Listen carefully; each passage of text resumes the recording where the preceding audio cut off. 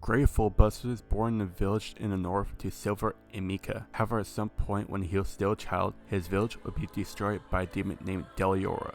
It would be taken in by an ice mage named Or, where she would train him alongside her student Leon. One day, Gray would try to fight Deliora but would fail. As a result, Or would sacrifice herself by using a spell known as Ice Shell that would encase Deliora in ice, but at the cost of her life. Afterwards, Gray would join Fairy Tail, where he would form a rivalry with Natsu Dragoneel, and as far as we know, Gray would remain in Fairy Tail.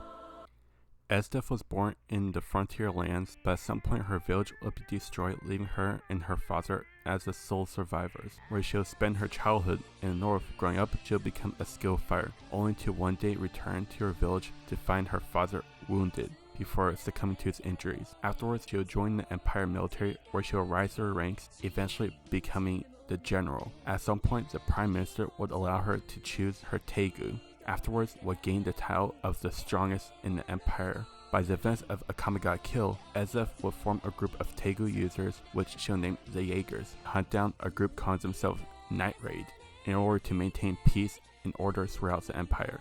Afterwards, Esdeath will host a tournament to find a new wielder for Esdeath, where a boy named Tatsumi would win, where Esdeath will fall in love with him.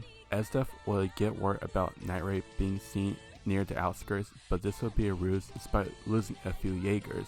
A week later, Esdeath will track down Tatsumi and Lubok in the palace, where she'll knock out Tatsumi.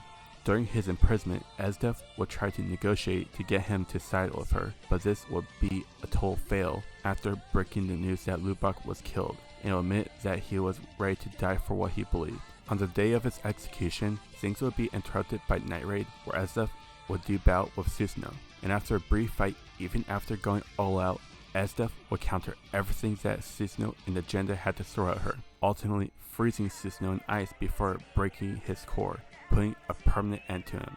However, Tatsumi and the Emperor would be killed. Despite still feeling grief, Esdeath's final opponent would be Akame, and after a long, drawn-out fight, both would go all out with Akame using her trump card, where she would slice her upper body.